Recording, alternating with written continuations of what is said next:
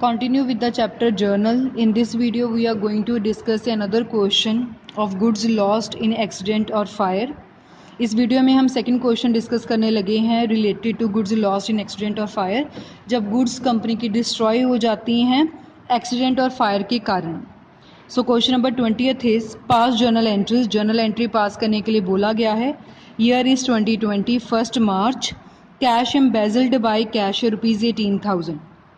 सबसे पहले समझते हैं कि एम्बेजल्ड का क्या मतलब होता है। अकाउंटिंग में एक टर्म होती है एम्बेजलमेंट।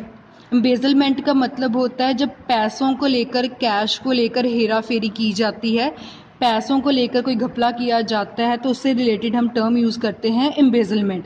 जैसे चोरी हो जाए तो थेफ्ट बोल दिया जाता है, अगर फायर के कारण लॉस हो रहा है तो हम उसको फायर कहेंगे, फ्लड के कारण हो गया तो फ्लड कहेंगे। ऐसे जब पैसों को लेकर कोई हेरा फेरी होती है तो उसको हम एम्बेजलमेंट बोलते हैं।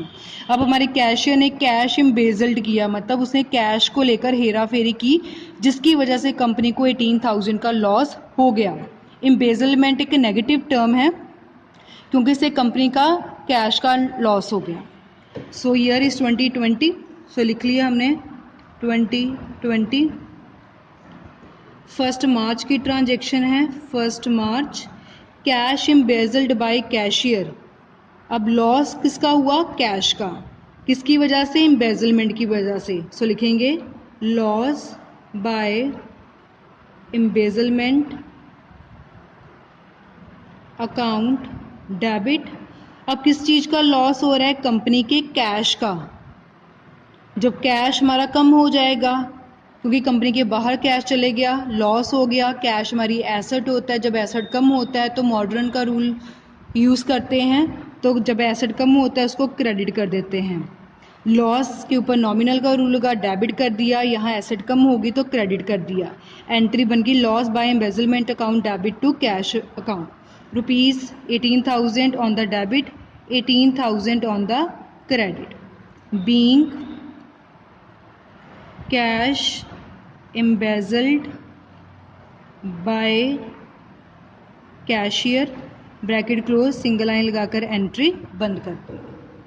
3 मार्च की ट्रांजैक्शन है, goods destroyed due to war ₹40,000।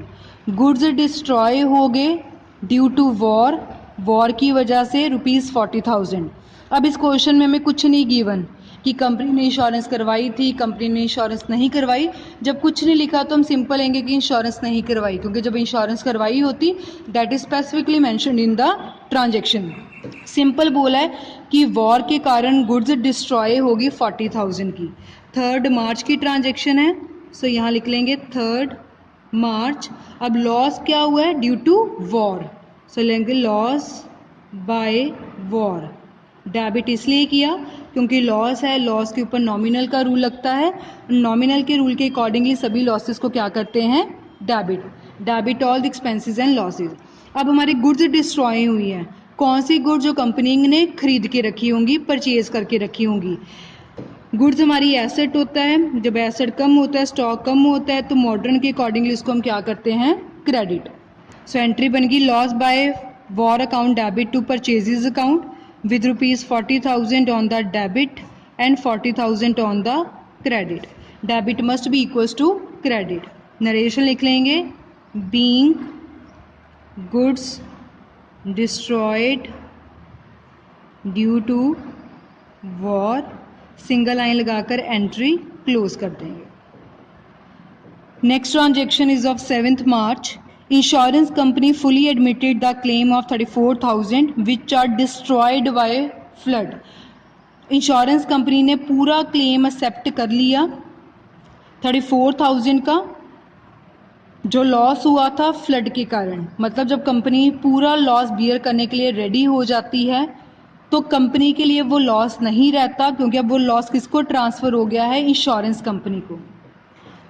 आपको कुछ नहीं गिवन तो मतलब गुड्स का ही लॉस हुआ है। जब कैश होता है तो स्पेसिफिकली आपको कैश मेंशन्ड होगा। सो 7 मार्च की ट्रांजैक्शन आपके पास आ जाएगी।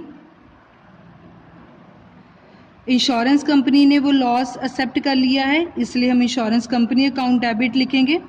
कंपनी के गुड्स का लॉस हो रहा है, सो हमारी एसेट कम हो रही है। जब एसेट कम होती है तो मॉडर्न के अकॉर्डिंगली इसको हम क्या कर लेते हैं, क्रेडिट कर लेते हैं। सो जर्नल एंट्री बन गई insurance company account debit to purchases account with ₹34,000 on the debit, 34,000 on the credit. Narration लिख लेंगे, being goods destroyed and insurance company admitted the claim. Single line लगाकर एंट्री क्लोज कर दिया। Last transaction is of 10th March, insurance company paid the above claim. मतलब जो 7 मार्च में insurance company का claim बन रहा था ₹34,000 का, इंश्योरेंस कंपनी ने हमें 10th मार्च में वो क्लेम पे कर दिया। अब जब इंश्योरेंस कंपनी है जब पेमेंट करेगी तो वो कभी कैश में पेमेंट नहीं करती, बैंक अकाउंट के थ्रू डीलिंग चलती है। सो इंश्योरेंस कंपनी ने हमारे बैंक अकाउंट में पेमेंट कर दी, हमें कैश मिल गया, बैंक में पैसे आ गए, debit word comes in, bank ने वो पैसे रिसीव कर लिए। सो पर्सनल अकाउंट के अकॉर्डिंगली डेबिट द रिसीवर। अब ये पैसे किसने दिए हैं, who is the giver, insurance company is the giver. Insurance company ने पैसे पे किए हैं, सो बैंक ने वो पैसे रिसीव कर लिए, डेबिट हो गया। इंश्योरेंस कंपनी ने पैसे पे किए हैं, सो क्रेडिट हो गया विद ₹34,000। अबव क्लेम लिखा गया है, अबव का मतलब जो 7 मार्च का क्लेम बनता था। नरेशन लिख लेंगे, being claim paid by insurance company. एक बात आपको ध्यान रखनी है, एडमिटेड और paid, there is a difference between both the term.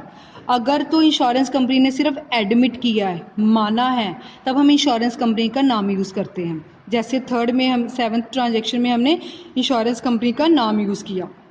But जब इंश्योरेंस कंपनी हमें पैसे दे देगी तब हम वर्ड यूज़ करेंगे बैंक। कैश भी कर सकते हैं, ऐसी बात नहीं, बैंक भी ठीक है, कैश भी ठीक है। सो इस क्वेश्चन में आपके पास 4 ट्रांजेक्शन थी, हमने सभी पास आउट कर ली है। लास्ट में हम जर्नल का टोटल करते हैं। So total 18,000 plus 40,000 plus 34,000 plus 34,000, ये बन गया आपके पास 1,26,000। सिमिलरली क्रेडिट में 18,000 plus 40,000 plus 34,000 plus 34,000, 1,26,000। Debit must be equals to credit. So this was about question number 20 related to goods loss in accident or fire.